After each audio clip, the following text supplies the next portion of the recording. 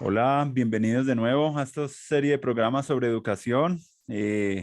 Ya, bueno, ya son varios los que se han hecho. Estamos aprovechando este gran impulso de reunir estas personas en toda Latinoamérica que yo he conocido para conversar sobre educación, género, política, tecnologías, de ancestralidad. Ha habido muchos temas muy interesantes en estos días, en estos meses, y pues estamos muy contentos de seguir como compartiendo con amigos, compartiendo sí, un cafecito en este momento para, para seguir teniendo como más comprensibilidad sobre lo que estamos viviendo y para que más personas puedan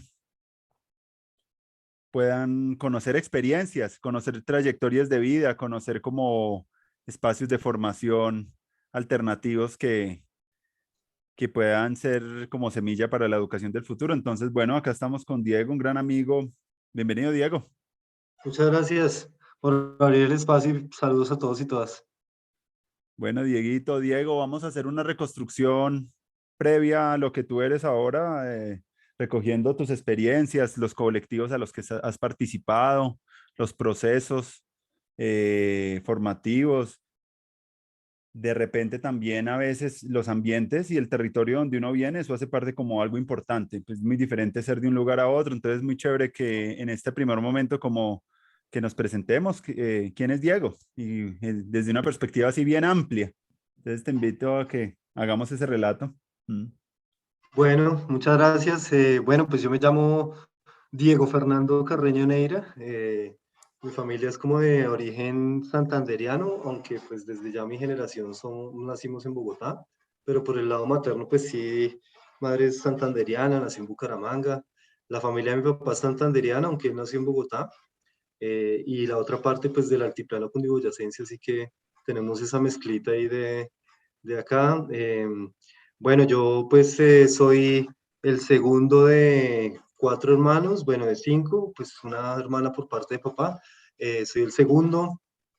eh, y bueno, pues, ¿qué más te puedo contar? Estudié filosofía con énfasis en filosofía política en la Universidad Libre, en el pregrado.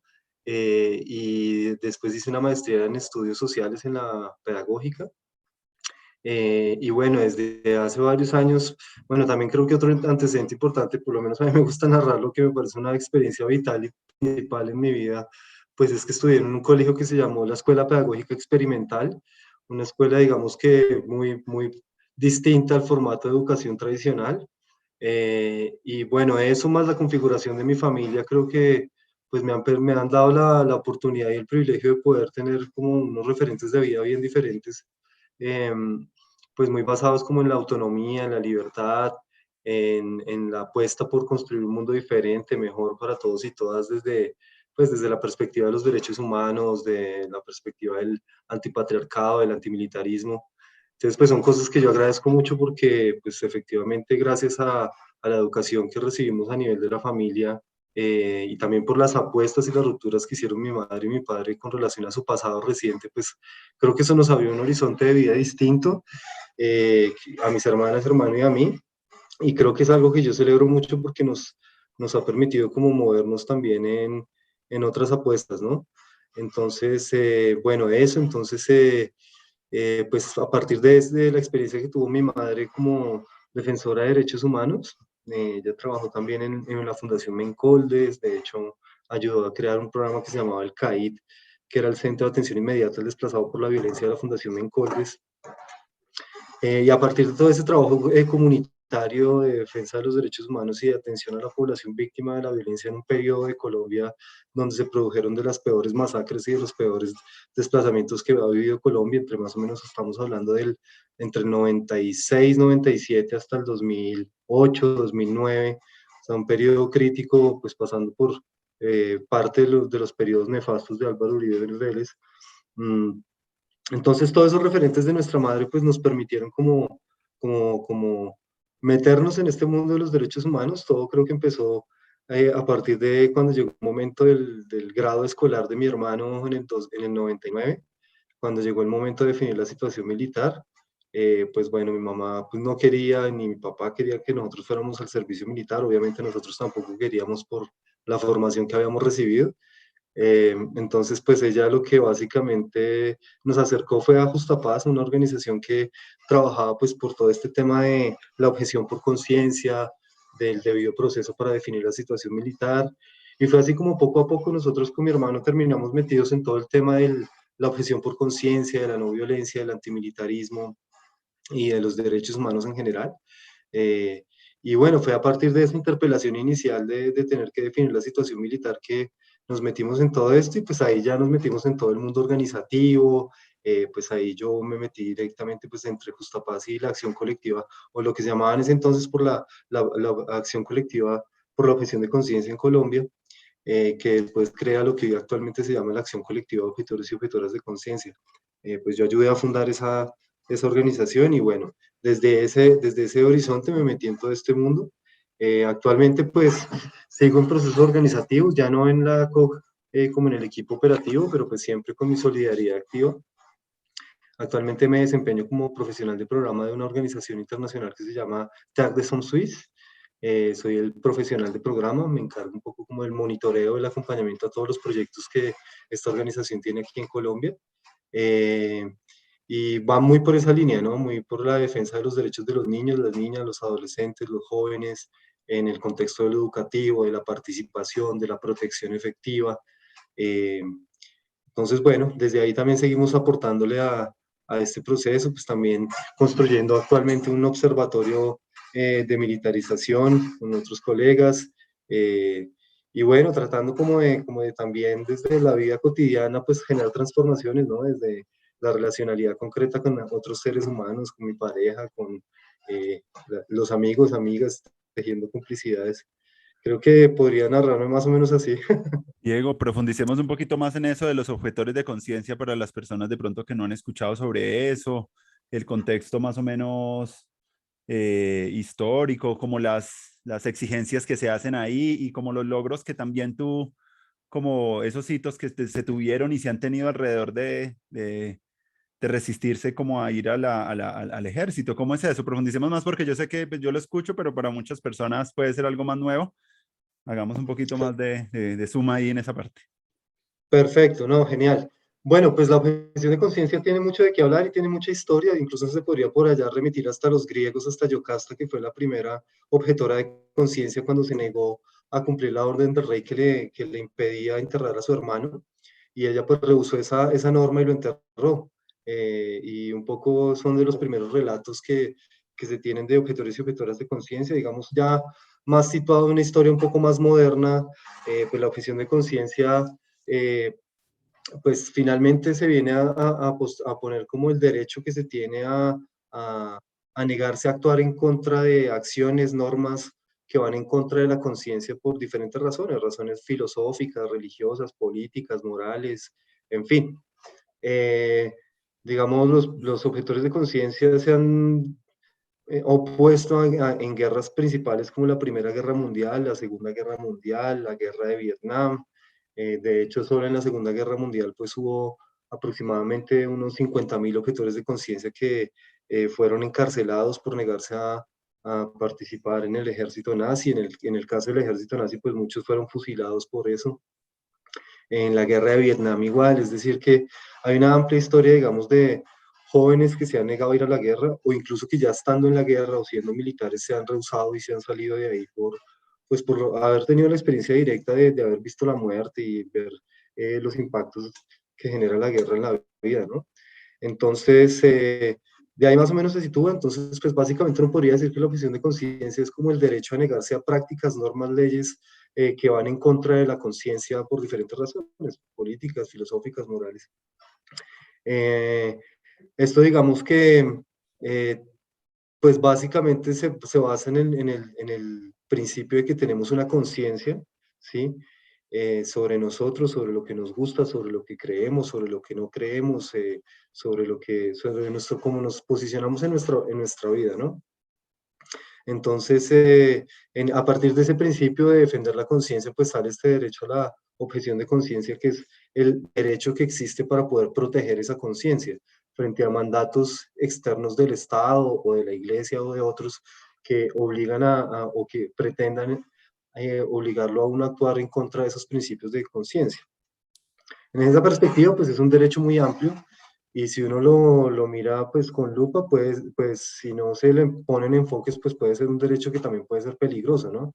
¿A qué me refiero con esto? Yo soy objetor de conciencia antimilitarista, pero en la medida que había un desarrollo normativo, pues también la objeción de conciencia se ha permitido, digamos, para que, por ejemplo, médicos, como es la actualidad, se rehúsen a la práctica de la interrupción voluntaria del embarazo por parte de las mujeres, es decir, médicos objetores de conciencia al aborto.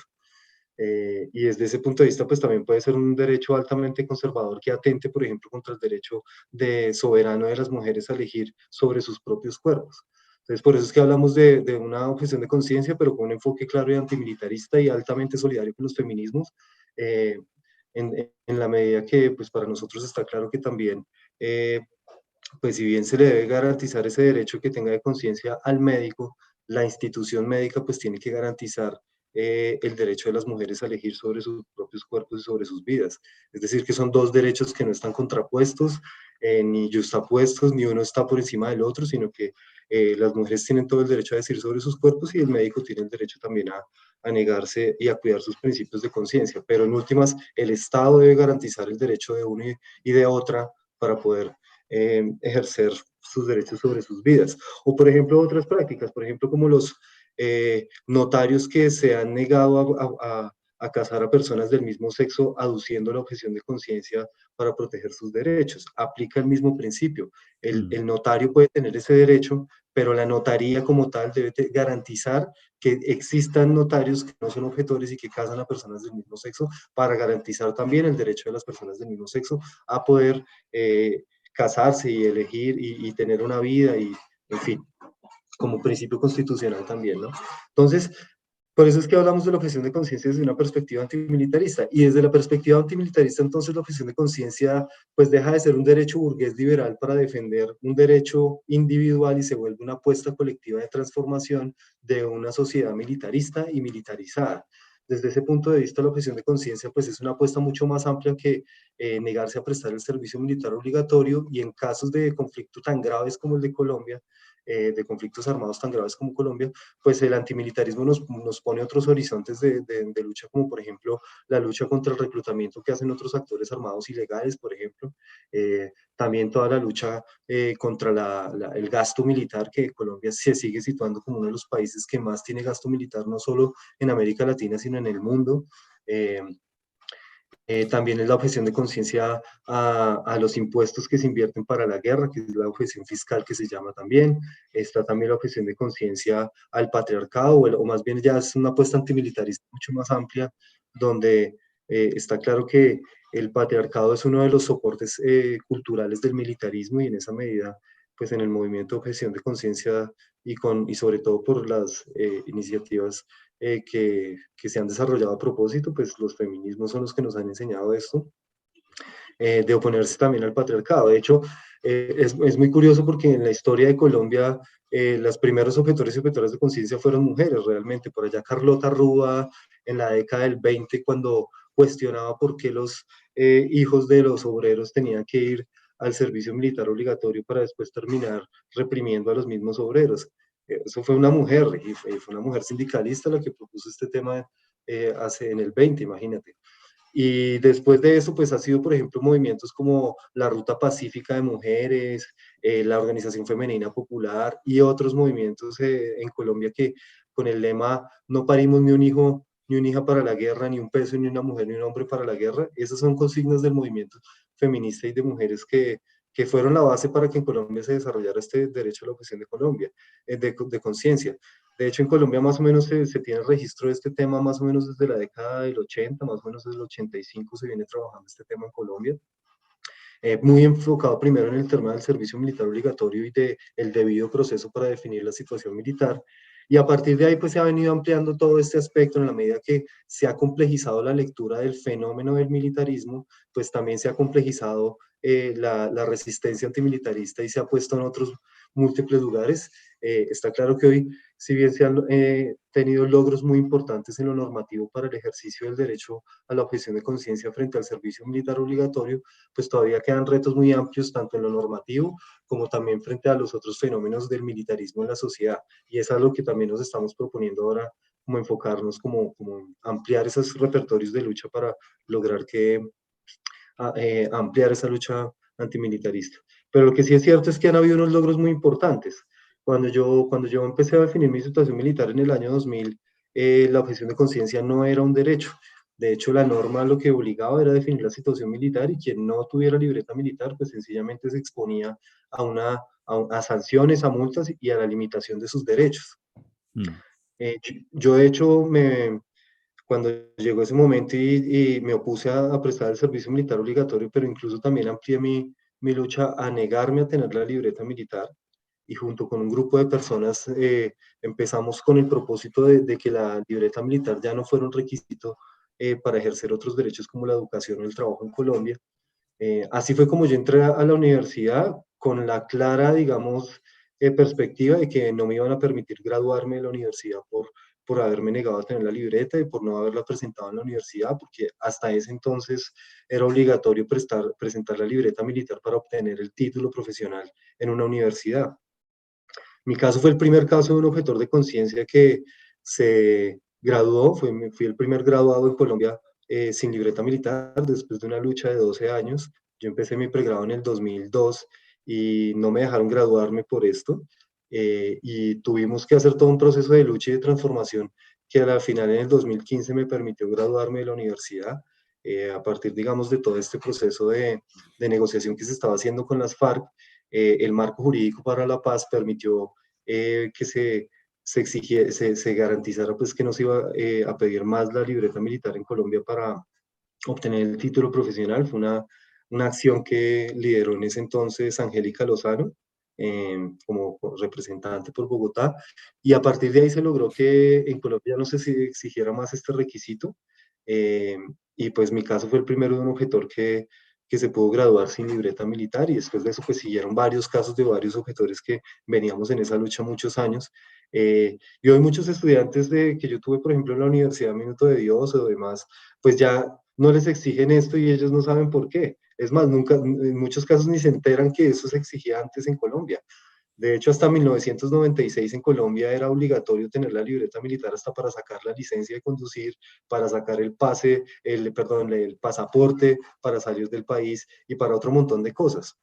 Luego en 96 se logró que solo se exigiera la libreta militar para cuatro cosas: para obtener el título profesional en una universidad pública, para posicionarse en cargos de elección popular, que eso se mantiene vigente, para Mm. ser contratado en un trabajo o eh, para ser un funcionario público. Entonces, esas eran las cuatro restricciones de derecho que había, y pues digamos a través de mi caso y el de otros objetores logramos pues que ya no se exigiera más para obtener el título profesional. Y después de eso, digamos, ha pasado más cosas, porque ya después se logró incidir para que la Corte Constitucional en el 2009 reconociera que en Colombia sí existía el derecho a la objeción de conciencia, porque la jurisprudencia que existía hasta ese momento negaba la existencia de ese derecho en Colombia. Y a partir de una demanda de inconstitucionalidad que hicimos, se logró que la Corte Constitucional reconociera que en Colombia sí existía el derecho a la objeción de conciencia, que era un derecho innominado y que era el único mecanismo el único derecho que podría garantizar el derecho a la libertad de cultos y a la libertad de personal. Digamos, para poder garantizar estos dos derechos era necesario que existiera el de la objeción de conciencia, y a partir de ahí es que se reconoce en el ordenamiento jurídico colombiano la existencia de este derecho, y ya después en la reforma que se le hizo a la ley 48 del 93 para crear una nueva ley de reclutamiento, pues ya se reconoció la objeción de conciencia como una causal de exoneración al servicio militar obligatorio, y se estableció el procedimiento para que ya no se exigiera más, y ya en esta ley pues ya se recogió lo de que ya no se exigiera la libreta militar para obtener el título profesional. Entonces, digamos, esto ha sido a partir de casi 35 años de lucha, Mm. porque nos hemos demorado. La meta sigue siendo clara, y es que en Colombia no exista servicio militar obligatorio. Todavía en Colombia sigue siendo obligatorio definir la situación militar, así que todavía hay cosas por hacer ahí para que no no exista más el servicio militar obligatorio y que se respete las normas del debido proceso, es decir, que todavía hoy los objetores de conciencia, a pesar de que están reconocidos en la norma, en el ordenamiento jurídico colombiano, para exigir y garantizar este derecho, el procedimiento sigue siendo muy difícil y pues muy complicado, pues porque se crea un tribunal de objeción de conciencia en donde están compuestos, que está compuesto también por militares, que es una junta de objeción de conciencia, pues donde son los mismos militares a los que uno le está objetando quienes dicen si uno es objetor o no.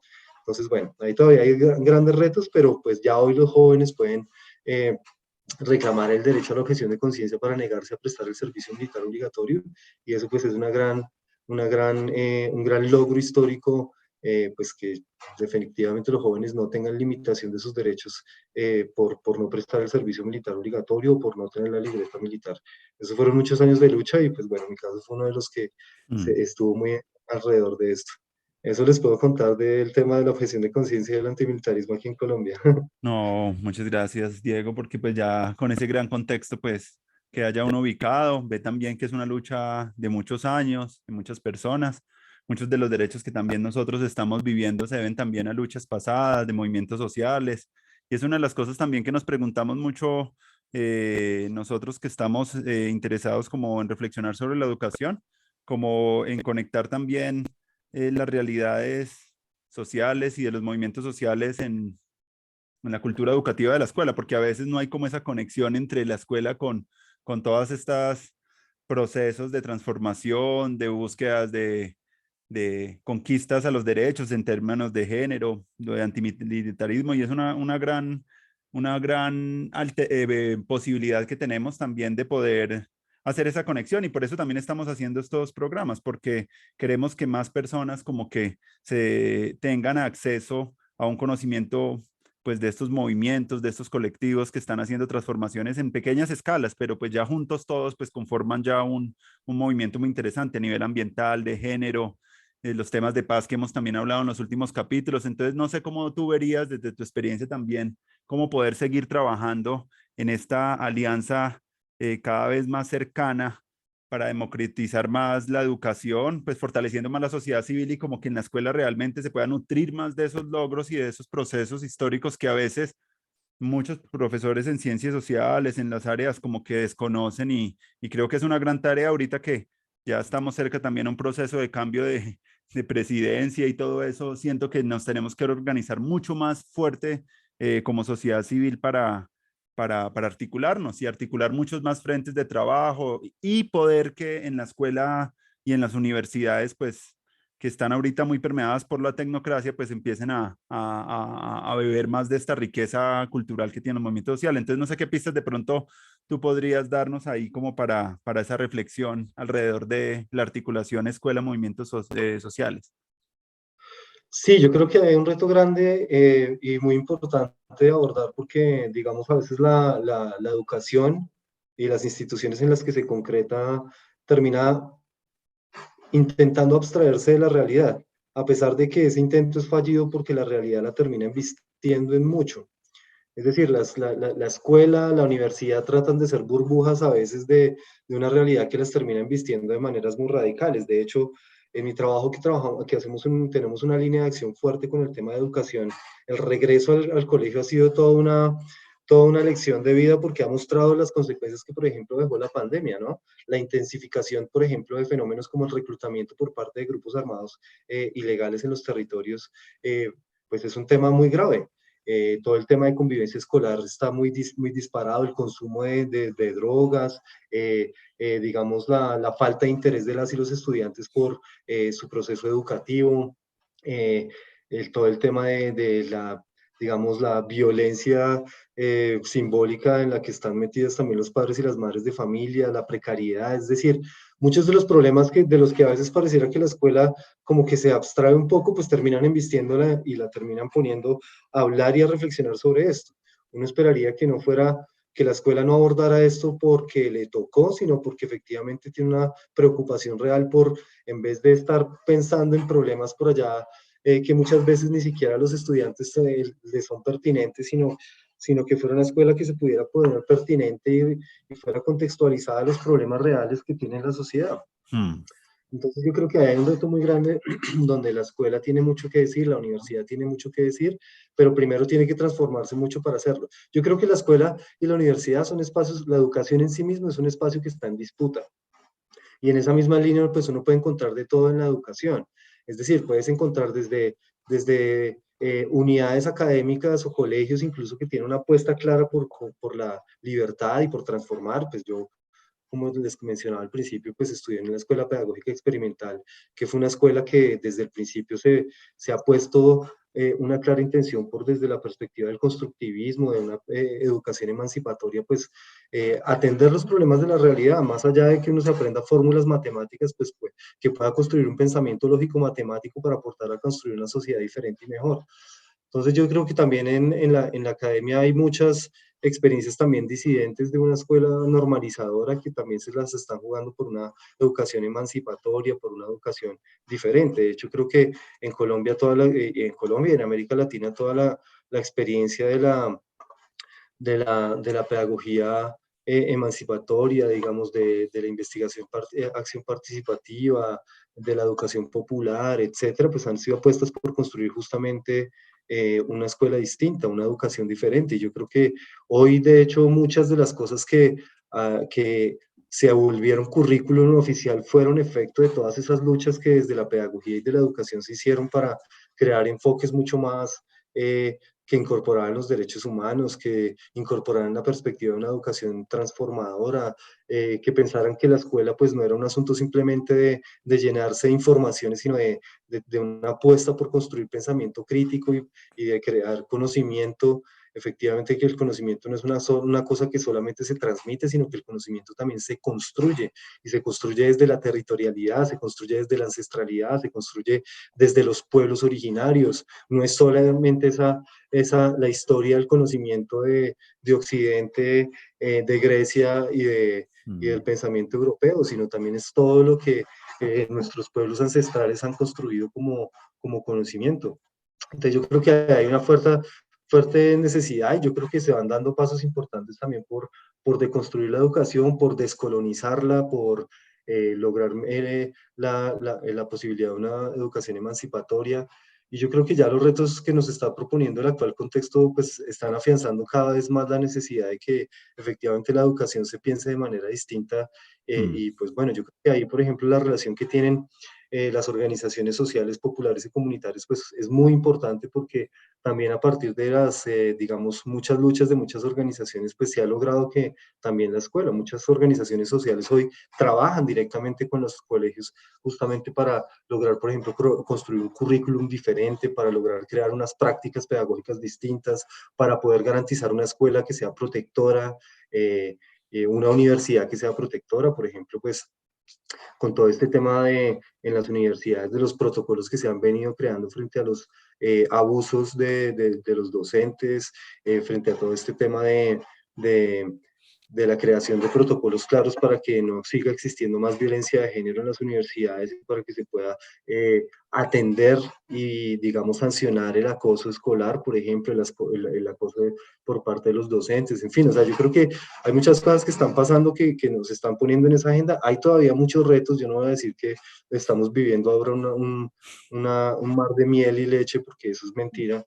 Realmente hay logros muy importantes, pero pues todavía hay retos muy grandes que lograr, pero yo creo que, eh, digamos, se va transitando poco a poco hacia allá.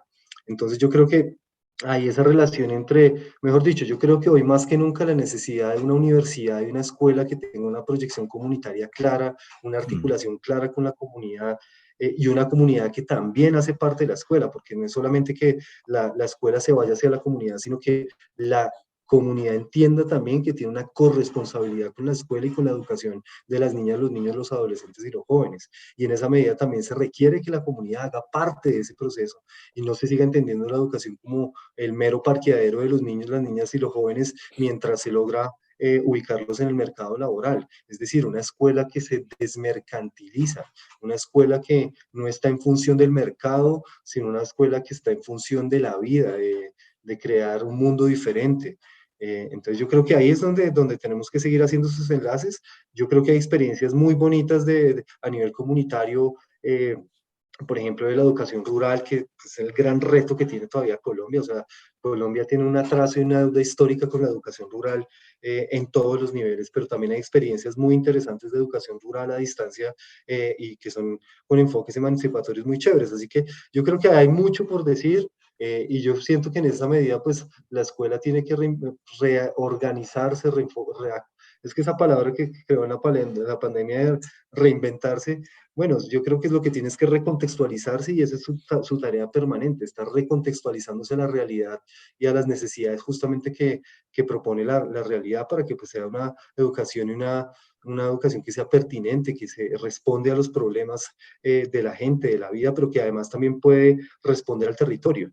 Y a mí eso me parece que es un elemento importante. Yo, por ejemplo, en el trabajo que estamos desarrollando actualmente en la línea de educación, estamos trabajando mucho en esa línea de la educación contextualizada, de la etnoeducación también, porque trabajamos con varios colegios en comunidades afro o indígenas, que son quienes a la final también nos han enseñado todo esto de la educación, que se enfoca también, por ejemplo, en atender el problema del racismo estructural desde la perspectiva de la etnoeducación. Y hay experiencias muy interesantes porque básicamente lo que están es utilizando elementos del propio territorio, por ejemplo, las huertas caseras o la tienda escolar saludable o el mismo enfoque de la educación con los consejos comunitarios afro para, por ejemplo, trabajar todo este tema de la educación contextualizada. Entonces, yo creo que ahí hay unas experiencias muy interesantes que justamente están por esta línea. Pero pues que tienen que enfrentar justamente toda la crisis estructural que está viviendo la educación y yo creo que es una crisis afortunada. Ojalá afortunadamente estamos en esta crisis porque yo creo que es lo que nos está invitando también a pensarnos en una escuela y una academia totalmente distinta que nos ayude a crear un mundo distinto. Tratando justamente, que yo creo que es el gran reto, de desmercantilizar la educación y de descapitalizarla en el sentido del capitalismo, porque efectivamente el capitalismo lo recoge todo y a la escuela pues también la recogió. Entonces también tratar de desmarcar la escuela desde de esa lógica de una educación neoliberal y capitalista, pues yo creo que es uno de los retos grandes que tenemos en este momento. Cierto, cierto, no, dices algo muy importante y es que, claro, no solamente cómo la escuela y la educación se relaciona con los movimientos, sino también como una corresponsabilidad más fuerte de la familia, de las comunidades, como que se sienta la escuela como parte de realmente un tejido de construcción social y no algo así como una guardería para los niños. Eso es algo cierto que ayer lo hablábamos también en estos días con una amiga que está trabajando los temas de justicia restaurativa y también contaba que a veces, muchas veces las cárceles son como agujeros negros para zafarnos de la responsabilidad de las personas más traumatizadas que hay en la sociedad. Entonces, como que a veces la escuela tiene ese rol de venga, déjenme acá a estas personas, pero no hay como una realmente un compromiso y si ese compromiso pues se hace más robusto, más fuerte, los compromisos de muchos más actores y de cosas y agendas más interinstitucionales que se ha intentado en el país pues por medio de la política pública, pues eso puede ayudar a que se fortalezca realmente la educación, que no es solamente una cuestión de la escuela, sino que eh, si tuviésemos más espacios públicos más ricos, espacios culturales más diversos, más ofertas culturales, escenarios educativos mucho más ricos en muchos más contextos comunitarios, pues la educación mejoraría. ¿Eh? Un mejor sistema de salud, un mejores sistemas de espacios públicos, movilidad, todo eso también tiene que ver con la educación, no solamente cuando el niño va a recibir o los jóvenes ciertas materias y contenidos. Es una experiencia de que para transformar la escuela, pues hay que transformar también todo lo que hay alrededor de ella y las Claro, visiones que están también alimentándola, que pues han sido algunas más, pues como tú dices, más mercantilistas, más orientadas a la obediencia, al trabajo, como al orden y no como a la emancipación y a la construcción de mayores grados de libertad de las personas. Pero esos cambios se vienen dando y yo siento lo que tú dices me parece clave y potente porque es que se requiere profundizar y que algo caiga para que algo también surja nuevo. Lo ve uno mucho en la naturaleza. Se necesita que esa cosa se muera, el tronco, y de ahí empiezan a surgir ya los tallitos, pero si no se cae del todo, y lo que vienen hablando muchos investigadores y teóricos en el mundo es que dicen que estamos en una metacrisis, no es solamente la crisis de educación, es la crisis de la economía, de la salud, del ambiente, del territorio, hay muchas cosas que están como en un colapso metacrisis y esas metacrisis tienen que estar respondidas como generando respuestas y en ese sentido mayor responsabilidad porque la responsabilidad tiene que ver con la capacidad de cómo vamos a responder frente a esas exigencias que cada vez son más profundas. Y ahí, pues, creo que la pandemia también fue también un elemento importante. Me gustaría preguntarte cómo, en esa experiencia para ti, ¿cómo fue? ¿Qué cosas viste? ¿Cómo digeriste todo ese momento? ¿Y qué transformaciones hubo personales profundas alrededor de también de este momento de encierro y de aislamiento social? Que me parece que es una pregunta muy pertinente, ya dado que estamos empezando como a salir de ese momento. Para mí ha sido parte de lo que estoy haciendo ahorita de estos programas es fruto también del encierro, fruto también de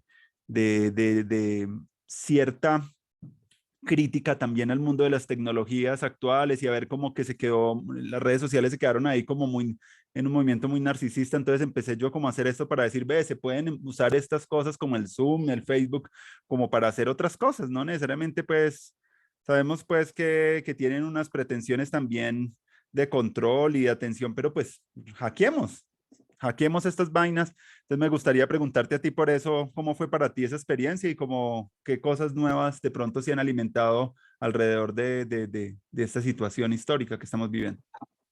Súper. Pues yo lo primero que quisiera decir con relación a lo que estabas mencionando ahora es que yo creo que la escuela es un primer laboratorio de paz que existe. Y en países que la paz ha sido un reto grande como el nuestro, pues yo creo que la escuela tiene un compromiso grandísimo. Desde la universidad, en la misma escuela, es el primer laboratorio de paz que tenemos y es la gran oportunidad de construir realmente un país que no esté en guerra y que aterrice los derechos. Yo por eso creo que la educación aquí, en el caso de Colombia, es central para que la apuesta por el derecho a la paz pues sea real y sea posible. Yo creo que Mm, ahí empieza. Y si las cosas no funcionan en el colegio y si la universidad se abstrae de eso, pues la paz realmente no se va a poder concretar. Yo creo que ahí hay un elemento fundamental y principal. Eh, y con relación al tema de la pandemia, pues mira, para mí la pandemia fue, digamos, para mí, en mi experiencia personal, a pesar de que fue una dificultad muy grande para todas las organizaciones con las que trabajamos y fue muy difícil poder hacer ese cambio, pues porque obviamente muchos trabajan, las organizaciones con las que nosotros trabajamos trabajan con niños, niñas, adolescentes y jóvenes. Y pues el escenario de las cuarentenas, pues se atravesó en ese trabajo y pues básicamente generó un escenario de alto riesgo para muchos de esos niños y niñas que vienen de sectores rurales, populares, atravesados por las violencias, donde quedaron muy expuestos a los actores armados y demás. O sea que para las organizaciones realmente fue muy difícil poder hacer, pues no poder atender a la población y con la que trabajan y pues bueno, muchas tuvieron que hacer maromas para poder hacerlo y fue, digamos, gracias a sus apuestas éticas y políticas que pues lograron proteger a esos niños y a esas niñas, pero con muchas dificultades. A pesar de eso, digamos, para mí en mi experiencia personal, la pandemia pues fue un regalo, realmente en el sentido de que me dio tiempo para poder estar en mi casa, que no había estado viajando mucho y de un lado para el otro y no había podido estar en mi casa ni siquiera una semana completa. Entonces, para mí realmente desde ese punto de vista, de poder habitar mi espacio, de poder, digamos, pausar un poco frente a todos los viajes, a eso me refiero con un regalo. Obviamente no puedo decir que la pandemia es un regalo, pues porque sería una falta de respeto para las personas pues, que perdieron a familiares, a personas cercanas por la misma pandemia. Pero digamos, creo que también eso nos puso, en mi experiencia personal, lo que también la lección principal fue en esos primeros días de la cuarentena estricta, era que, chuta, tener tiempo es muy importante. Creo que la pandemia nos mostró que estábamos metidos en un bus aceleradísimo de estar, ir, volver, salir a la calle, meterse en el trancón, el caos, el mierdero, o sea, todo muy difícil. Y la pandemia como que nos dijo, es quédese quieto un momento y, pucha, valoremos que es lo más importante y creo que lo que se puso de plano es el cuidado de la vida, es como hay que tener cuidado con la vida y esta pandemia nos puso en primer plano la vulnerabilidad que somos, esa fragilidad de la que nos habla Judith Butler, ¿no? Es como la conciencia de la común fragilidad y de la necesidad ante esa fragilidad del cuidado de la vida, del cuidado de sí, del cuidado de la otra, de lo otro, en fin. Entonces, creo que para mí ese primer momento fue como poder parar, tener esta conciencia de la necesidad del cuidado de la vida, de poder, de tener que reorganizar toda la manera de trabajo, pues porque mi trabajo principalmente se centraba en viajar a los territorios a trabajar con las organizaciones con las que trabajo, pues era trabajar con ellas desde la virtualidad y pues había cosas que se podía hacer, pero cosas que definitivamente en el trabajo social y comunitario solo se pueden hacer con la gente en el territorio. Entonces era difícil, digamos, no poder estar haciendo eso y pues tocó reorganizar toda esa manera de trabajar. Entonces fue darse cuenta para mí de dos cosas también. Por un lado, que la virtualidad ofrece un mundo de posibilidades para poder hacer un montón de cosas, pero que también hay cosas que no se pueden hacer en la virtualidad y que se requieren en la presencialidad. En contextos de alta vulneración de los derechos, alta vulneración y violación de los derechos humanos, pues hay cosas que se pueden hacer en la virtualidad, pero hay cosas que definitivamente hay que hacer en la presencialidad.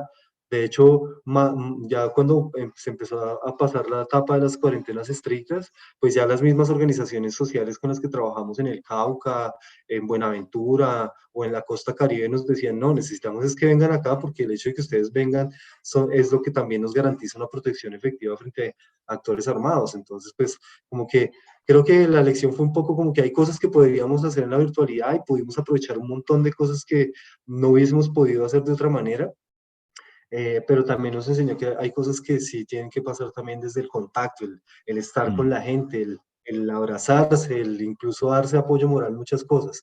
Entonces creo que una cosa muy importante, ¿no? Es decir, como nos enseñó que la virtualidad nos da un mundo de posibilidades, nos reafirmó la necesidad también de que la presencialidad es donde podemos tejernos en lo comunitario, en el vínculo, en construir esa solidaridad y ese tejido organizativo. Eh, pero también de la necesidad de ser resilientes, ¿no? De poder acomodarnos ante las situaciones que nos impone el contexto y la vida. Yo creo que eso fue más bien como la lección principal, es decir, uno a veces se montan unas rigideces en la cabeza muy fuertes y la pandemia también lo que nos dijo es lo importante ahora es tener esa capacidad de poder adaptarse al movimiento, de fluir con el agua y con el viento, yo siento. Mm. Y eso creo que es una de las cosas que también nos enseñó la pandemia. A mí en términos personales, pues creo que por el autocuidado que tuve con eso y en mi familia, pues no tuvimos una afectación directa tan fuerte, pero pues en el marco de las organizaciones con las que trabajo, pues sí hubo mucha gente que se contagió, mucha gente que perdió familiares muy cercanos, gente que pasó pues situaciones emocionales muy difíciles, que nos obligó un poco, por ejemplo, a atender desde la perspectiva psicosocial y acompañar a las organizaciones porque hubo afectaciones muy, muy graves, ¿no? Entonces, bueno, para mí fue un tiempo de poder estar, como de poder valorar lo fundamental y lo más importante, de poder volver a conectarme con el cuerpo, porque también me di cuenta que estaba súper racional y súper mental, y de hecho toda la ansiedad que generó esos primeros días de la cuarentena estricta, que era una cosa así súper mental y súper, y todos los medios en un terrorismo mediático, así una vaina tenaz, que uno se sentía inseguro. Entonces, para Mm. mí fue desconectarse de todos esos hijos de madres medios de comunicación y conectarme con el cuerpo, con el bienestar, empezar a hacer más Mm. ejercicio, a meditar, a darle un lugar al cuerpo, a desconectarlo un poquito de la cabeza o más bien conectar la cabeza pero desde el mismo cuerpo. Entonces para mí eso fue una cosa muy importante porque fue realmente ponerse a fortalecer el cuerpo, a comer mejor, a cocinar más, a estar más en sintonía, a escuchar más lo que las necesidades del cuerpo. Entonces creo que para mí eso fue un asunto como muy importante. Pero obviamente cuarentena es cuarentena y estar encerrado pues es una cosa muy complicada, entonces también pues en términos de la ansiedad y de lo emocional pues muy fuerte, ¿no? No Claro. poder ver a la familia, no poder ver a la mamá, pues que ya vive sola, no poder acompañarla en sus procesos médicos, o sea, también hubo cosas como muy estresantes como de la salud, por ejemplo mi hermana también que vive fuera del país se enfermó gravemente, entonces acompañarla en medio de la pandemia fue difícil y pues doloroso para la familia no poder estar más presente para Claro. apoyarla en un momento difícil. O sea que creo que todo esto también nos puso en situaciones bien complejas, eh, pero que donde yo creo que lo que te decía hace un rato fue lo principal, ¿no? La pandemia para mí fue un aprendizaje de valorar lo que es realmente importante en la vida, ¿no? A veces uno pierde mucho el tiempo pensando que el trabajo, que una cosa, que la otra, y pierde el horizonte de lo que es más importante, del vínculo con la gente, de Mm. disfrutar el día, de la vida, o sea, como que el trabajo a veces no nos permite ver esas cosas y yo creo que la pandemia también como que nos dijo pilas con eso porque no hay vida mañana, la vida hay que concretarla en el hoy, claro, no hay que caer en una lógica inmediatista, pero sí es importante que no se nos olvide el goce de vivir y la Claro, necesidad del cuidado de la vida cuando la vida es tan frágil y más en contextos como el de Colombia, donde además de la pandemia, pues la fragilidad de la vida es más tenaz, ¿no? Porque si tú pillas también el año pasado con relación al estallido social, pues es otro de los más grandes momentos, vivir un estallido. Es más, por ejemplo, en Cali, de varias de las organizaciones con las que trabajamos, pues oficialmente la pandemia terminó el día que empezó el estallido social y donde la gente salió a protestar a la calle, ¿sí? Porque ya decían, pues nos morimos de hambre o qué hacemos. Entonces también el otro elemento que yo creo que fue de alto impacto y que movió las sensibilidades de una manera muy importante fue el paro nacional del año, que empezó hace 2 años, pero que tuvo un pico fuerte el año pasado. Entonces yo creo que ahí también se puso de primer plano de, chuta, el cuidado de la vida es importante en un país como el nuestro que tiene unas inequidades tan profundas y que la pandemia profundizó de manera tan radical. O sea, el conflicto armado se disparó nuevamente, es decir, territorios que más o menos habían logrado empezar a sentir las bondades del acuerdo de paz, pues hoy las terminaron desestructurando. Obviamente gracias a la perversidad de este gobierno de Duque que se ha encargado de desmontar el acuerdo de paz de una manera drástica como ningún otro. Pero entonces yo creo que ante esas situaciones que se amplificaron de manera absurda en la pandemia, pues hoy, por ejemplo, sí tenemos unos retos grandísimos porque creo que el país se devolvió en mucho eh, por el impacto mismo de la pandemia, pero también porque los gobiernos de derecha se han encargado efectivamente de desmantelar el acuerdo de paz. Entonces yo creo que todas estas cosas que pasaron en la pandemia hoy nos ponen ante retos muy grandes de volver a afianzar luchas históricas que se venían logrando, de una apuesta clara por concretar el acuerdo de paz, de cuidarlo, de robustecerlo, pues para que realmente pueda haber una paz, un país que pueda también hacer memoria, justicia, reparación, etcétera. O sea, yo creo que la pandemia nos pone hoy en este escenario y creo que con este escenario electoral que estamos viviendo, estamos ante la oportunidad histórica de hacer esos cambios que tenemos. O sea, yo pienso que la decisión que vamos a tomar ahora está entre si nos devolvemos o si efectivamente nos vamos hacia el país que queremos construir. Y pues toca luchar frente a esos poderes recalcitrantes que nos quieren atar al pasado, ¿no?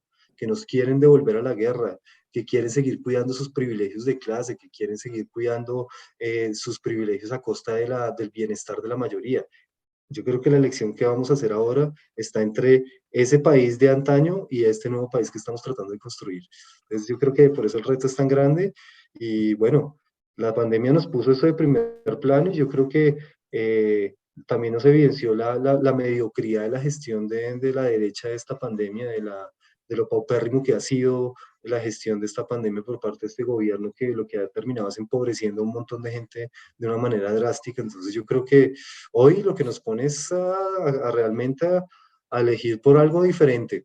Y ya nos mostró la gestión que hizo este gobierno de esta pandemia, lo que no debería seguir pasando. Yo creo que la gente, si tuviera un poquito más de conciencia de eso, diría, si algo como lo que nos pasó con este señor no nos puede volver a pasar. no, y no va a Ahí pasar, tenemos un no gran creo que reto. pase porque ya en la conciencia, recuerdo que miraba hace poquito, Diego, hace 4 años que hicimos este video allá con los colegas de allá de Uniminuto, como para dar una voz como de aliento y de esperanza también para el cambio cuando en las elecciones de hace 4 años y lo miraba y como que decía, uff, en esos 4 años ha pasado que debido también al mal gobierno y a que también más personas han crecido en conciencia y más se han fortalecido y también a partir de también de esa crisis también humana y social que se ha venido y radicalizando, pues más gente está con un mayor conciencia de para dónde no queremos echar y parece muy chévere ver que estamos ya como a puertas de eso y que ojalá se pueda materializar eso para que le dé también mayor seguridad a muchas más personas y lo que decía Francia Márquez también, como hacer equidad con los pueblos que han estado más oprimidos históricamente y empezar a levantar eso. Me gustaría también hacerte una pregunta por eso. Tú has estado viajando mucho por el territorio y eso. ¿Qué cosas de pronto y qué aprendizajes se han dado ahí que nos puedan alimentar para pensarnos hoy en día? Porque pues viajando a una comunidades tan diversas, lo cuento yo porque cuando trabajé en el Ministerio de Educación, pues esos son aprendizajes muy bárbaros cuando uno viaja a los territorios. Cuéntanos de pronto algunos que para ti digan estos son fundamentales y son potentes, inspiradores. Sí, yo creo que lo más importante es que Colombia es un país absolutamente centralista y urbanista y urbano, pues, eh, que ha puesto su poder político aquí en Bogotá, en el Mm. centro, y que desconocen mucho las realidades de los territorios. Entonces yo creo que el tema de viajar es una cosa muy importante porque le permite a uno ver también que fuera de los privilegios que se viven en ciudades como Bogotá, Cali, Medellín, pues digamos en los sectores más, digamos, nice de esas ciudades, porque también son ciudades que tienen unas pobrezas muy graves, multidimensionales, y que también son ocultadas. Entonces yo creo que para mí la gran experiencia de todo esto es ver primero la dignidad de los pueblos en nuestro país, que ante la, digamos, ausencia histórica del Estado frente a la violencia y la guerra de más de 60 años, pues han sido muy resilientes en construir una forma de habitar la vida desde sus propias raíces, desde su ancestralidad, desde el cuidado de, de lo campesino, de la ruralidad como tal. Pues a mí me parece que es, lo primero que yo he constatado es la dignidad de los pueblos en nuestro país. Eh, y también como las dificultades con las que luchan todos los días para disputarle el territorio a los actores armados que se lo quieren robar para sus fines particulares, ¿no? Entonces yo creo que pues a mí lo que me permite es constatar como toda esa dignidad, como toda esa resiliencia con la que luchan cotidianamente por construir un mundo diferente y en medio de unas adversidades muy grandes de la violencia sistemática, de las amenazas, de los asesinatos, de el estigma, o sea, frente a muchas dificultades. Mm. Entonces yo creo que, pues constatar eso para mí, una cosa pues bella, pero también es de ver como lo abandonado que está, o sea, efectivamente Colombia es un país que tiene un abandono estatal muy grande y hay comunidades que pues que están en situaciones muy complicadas. Por ejemplo, pues, si conocemos historias de niños y niñas que para llegar a su escuela tienen que caminar 2 horas. Y son 2 horas en las que tienen que ir al sol, al agua, pasar ríos y en las que están expuestos, por ejemplo, al reclutamiento y a situaciones muy graves. Entonces también digamos que pues permite también el tema de los viajes conocer una realidad muy descarnadamente y muy dolorosa también, de ver cómo también el abandono estatal pues lo que ha implicado es como que la gente no puede ejercer con dignidad, pues en muchos casos con las condiciones mínimas y con los derechos básicos garantizados. Entonces, pues yo creo que es difícil constatar eso y sobre todo constatar que muchas veces la presencia del Estado pues es una presencia militarista, ¿no? Es decir, que resuelve la presencia estatal mandando ejército, pero no manda justicia, no manda educación, salud, infraestructura, vías, no. La presencia del Estado se termina limitando a la presencia militar. Y por eso es que este país es un país militarizado y militarista, ¿no? Entonces yo creo que ahí digamos que los viajes te permiten conocer esa realidad, pero también conocer como las cosas que la gente está haciendo para transformarla, para construir unas maneras de vivir dignas y diferentes, autónomas. Entonces, pues para mí eso es una cosa muy, muy enriquecedora y también ver la diversidad de este país, ¿no? Ver lo diverso que es la gente, o sea, digamos, uno no puede decir el colombiano o la colombiana es porque realmente hay un repertorio y una diversidad que es realmente yo creo que la gran riqueza de este país y también pues la belleza del territorio, ¿no? O sea, este territorio tiene, y eso también le permite a uno entender pues por qué es que hay tanta guerra y por qué también hay tantos intereses de actores armados y de economías ilegales y legales alrededor del territorio, porque es un territorio hermoso, rico, y que pues también nos permite entender por qué es que ha habido tanto despojo de tierras en nuestro país y demás, pues porque efectivamente es Colombia es un país diverso, pero que también tiene una biodiversidad impresionante. Entonces, pues también poder conocer eso de manera directa, pues es una cosa pues como muy, muy bonita, ¿no? Yo creo que por allá decía, no me acuerdo quién, un filósofo griego que la sabiduría está es más sabio quien viaja, decía, porque justamente puede conocer esa diversidad, la diversidad de lenguas, de dialectos, de maneras de construir la identidad en el territorio, de maneras de hacer territorialidad en el mismo territorio. Entonces creo que eso como que amplía mucho la visión de la vida y de la realidad que uno tiene, porque pues también te permite conocer toda esa diversidad y pues entender que esa vida concreta de privilegios que tiene uno en el mundo urbano, pues más Sí. allá de eso, pues existen otras formas de habitar y estar en el mundo. Entonces yo creo que eso para mí es una cosa como muy importante, y por eso pues también como que celebro mucho poder tener ese privilegio de poder viajar y conocer esas Mm. realidades directas, pero también conocer las experiencias de las organizaciones, las resistencias de los pueblos para construir esas formas de vivir distintas en este mundo fuera del capitalismo, y pues conocerlos de manera directa realmente para mí es como un gran privilegio, y pues yo estoy muy agradecido a la vida por poder tenerlo, y pues también porque eso le permite a uno construir, tejer amistades, por ejemplo en el movimiento antimilitarista pues hay muchas organizaciones en todo Colombia, a nivel de América Latina, entonces es también tejer la resistencia, es también tejer la solidaridad de los pueblos, y los viajes te permiten mucho eso, ¿no? Como también poder eh, tejer ese mundo diferente con otros y otras, no solo aquí en el territorio donde uno está, sino a nivel nacional, a nivel internacional. Entonces, pues, por eso yo creo que los viajes también tienen le permiten a uno como esa gran oportunidad, a pesar de que a veces uno ya no quisiera viajar tanto, porque a veces uno también quisiera poder habitar su propio lugar, Claro. pero pues es lindo poder saber que uno está y que hay complicidades en muchos lados y que hay dónde llegar, y que también la gente que viene pues puede saber que tiene aquí un lugar donde llegar. Entonces me parece que eso también ayuda a construir mucho la solidaridad entre los pueblos, y eso es algo que me parece muy hermoso, sobre todo porque construir lo comunitario hoy en un mundo tan hiperindividualizado es un gran reto. De hecho, es una gran resistencia tejer con otras y otros en un mundo que ha puesto al sujeto y al individuo como lo más importante. Entonces yo creo que desmarcarse de eso, pues tiene que ver justamente con construir estas, digamos, solidaridades más comunitarias, de desmarcarse del sujeto, de poder eh, estar con las otras y los otros, ¿no? Mm. Bueno, Diego, varios temas hemos tocado hoy.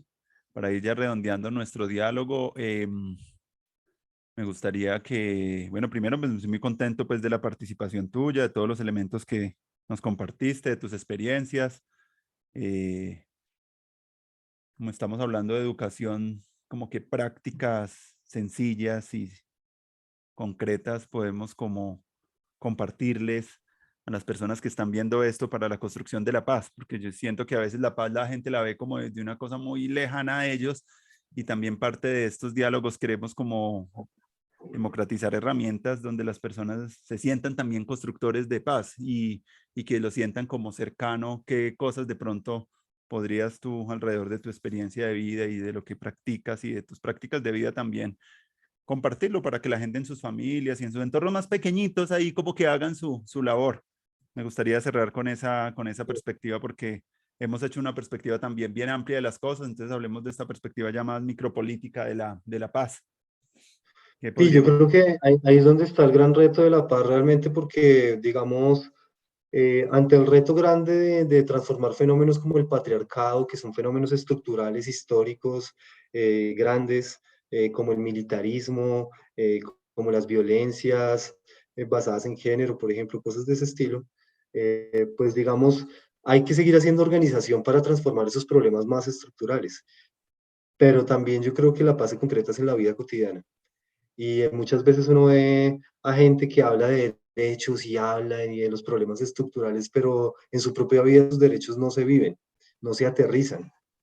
Entonces yo creo que el gran reto que tenemos para construir la paz es asumirla desde la vida cotidiana, es desde defender los derechos de los otros, pero partiendo también de la defensa de los derechos de uno, viviendo esos derechos.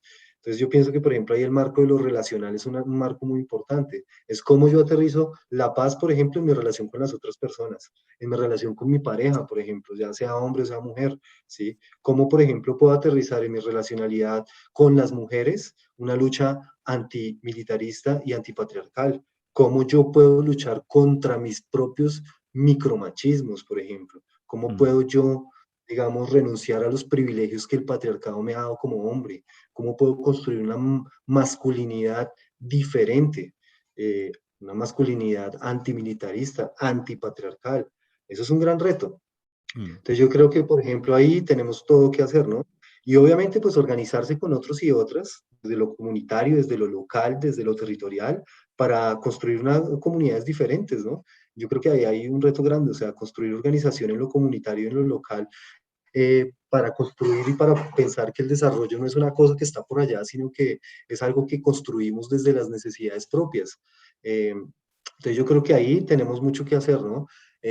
Yo en lo personal, por ejemplo, también en decisiones concretas que he tomado con mi vida, por ejemplo, del hecho de decidir no ser padre y hacerme la vasectomía, por ejemplo, porque pues creo que esas son las maneras también en las que se concreta, por ejemplo, Mm, eh, una perspectiva antipatriarcal en los derechos sexuales y en los derechos reproductivos, frente, por ejemplo, los métodos invasivos anticonceptivos que son tan invasivos y tan fuertes con los cuerpos de las mujeres. Pues bueno, yo creo que ahí los hombres tenemos toda una responsabilidad que también tomar también en esa perspectiva. Entonces yo creo que hay también otra manera en la que también la paz se concreta, en saber elegir, por ejemplo. Ese es uno de los temas que yo creo que tenemos ahora concretamente, que, por ejemplo, el derecho al voto no es cualquier cosa. Yo sé que este país no va a cambiar porque tengamos un gobierno diferente en los próximos 4 años, pero se pueden sembrar semillas importantes de transformación.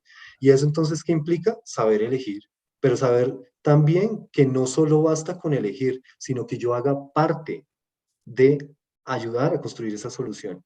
Porque, digamos, la democracia se nos ha limitado a que yo elijo a alguien y ya después me desentiendo. No, pues la pregunta es, ¿me devuelvo yo y yo qué estoy haciendo? ¿Qué estoy haciendo yo en mi vida cotidiana para garantizar mis derechos y los derechos de las otras personas? ¿Qué estoy haciendo para, por ejemplo, que yo creo que es la otra manera en la que se concreta el derecho a la paz es, por ejemplo, en la perspectiva de cómo consumo, cómo me relaciono con la vida, cómo me relaciono con la naturaleza. mm, Entonces yo creo que, por ejemplo, maneras en las que se concreta el derecho a la paz, por ejemplo, en construir lógicas anticonsumistas, ¿sí? En crear economías comunitarias, endógenas, solidarias, que no se basen en el capitalismo, sino que se puedan basar en las economías populares, en las economías campesinas, que son formas en las que se termina concretando también la paz. En, yo creo que también, por ejemplo, hacer memoria de nuestras propias historias personales, de las historias de nuestras familias, también para transformar las historias de nuestras familias, para construir nuevas formas de estar. Yo creo que hay, por ejemplo, maneras en las que también se concreta el derecho a la paz, tiene que ver con construir una educación diferente. Por ejemplo, yo como, si yo soy padre o madre de familia, ¿qué tipo de educación le estoy dando a mis hijos y mis hijas y cómo me estoy involucrando en ese proceso de educación? mm. Entonces yo creo que también ahí se concreta en la participación. Yo creo que la participación es un elemento concreto en el que y en la participación desde lo más complejo, desde elegir, pero también en cómo yo me involucro en la vida de mi territorio, en la vida de mi familia para construir cosas diferentes. Entonces yo creo que ahí hay muchas cosas que hacer. Y en las decisiones, por ejemplo, yo me negué a prestar el servicio militar obligatorio porque tenía claro que yo no iba a aportar más a la guerra y que mi apuesta de vida iba a ser por la paz. Pues si tú quieres aportar a construir la paz, tienes el derecho a la objeción de conciencia para negarte a ir a los ejércitos y aportar a construir un mundo diferente. Entonces yo creo que en ese tipo de decisiones concretas, en los momentos en los que uno puede elegir actuar diferente, hay que actuar diferente para construir un mundo diferente. Si yo, por ejemplo, veo violencia de género en la calle y no digo nada, si, por ejemplo, veo a un tipo que está echando piropos a una nena y la está irrespetando y no le está permitiendo su derecho a transitar libre y sin miedo en la calle y no actúo yo en ese momento, pues estoy siendo cómplice del patriarcado. Entonces ahí toca actuar. Por ejemplo, en esas cosas de la cotidianidad es donde yo siento que uno tiene la oportunidad de construir ese mundo distinto, pero desde las acciones concretas que uno puede hacer, no siendo indiferente, sino actuando frente a cuando uno ve los problemas de entrada y pues tratando de transformarlos y digamos no siendo cómplice. Y yo sobre todo desde la perspectiva de hombre creo que en el Mm, caso de los hombres eso nos implica también una renuncia a los privilegios que nos ha dado el patriarcado y una reflexión crítica y una solidaridad grande con los feminismos para realmente abordar esas apuestas y sostenerlas y robustecerlas más y más. Yo creo que esas, por ejemplo, en lo que yo estoy tratando en mi vida cotidiana, de aterrizar lo más que puedo. Entonces yo creo que ahí son las maneras en las que en la cotidianidad uno se puede actuar y aterrizar todo eso que está por allá, a veces en discursos muy abstractos, en cosas concretas de la vida, compartiendo la experiencia, encontrándose, por ejemplo, para hacer estas reflexiones. Aquí nadie le está pagando a nadie por venir a hacer esto, pero lo que estamos es tratando es de compartir estas experiencias justamente pues para que haya nuevos referentes. Entonces es Mm, también desmarcarse del mercado en ese sentido, ¿no? Entonces, para mm. mí son muchas maneras en las que uno puede realmente involucrarse en transformar esa vida, pero desde la vida concreta de uno. No sin allá a veces que se quedan discursos muy volados, sino Mm. actuando en la vida concreta. Ujú. Bueno, Diego, muchas gracias por todas esas cosas que nos planteas y gracias por venir también a participar con generosidad, siempre con apertura, con esa alegría siempre como de vernos y bueno, por eso también hace parte de celebrar la amistad y de seguir como construyendo juntos, sentirnos más juntos y hacer conexiones más profundas entre estos colectivos, entre líderes, educadores, artistas y bueno, esta gesta, venimos y te agradezco mucho tu participación y estamos pues muy cerca y nos estaremos viendo luego para seguir celebrando la vida, mi hermano.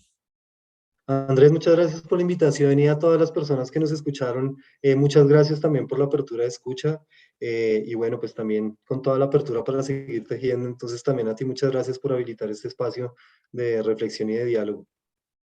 Gracias.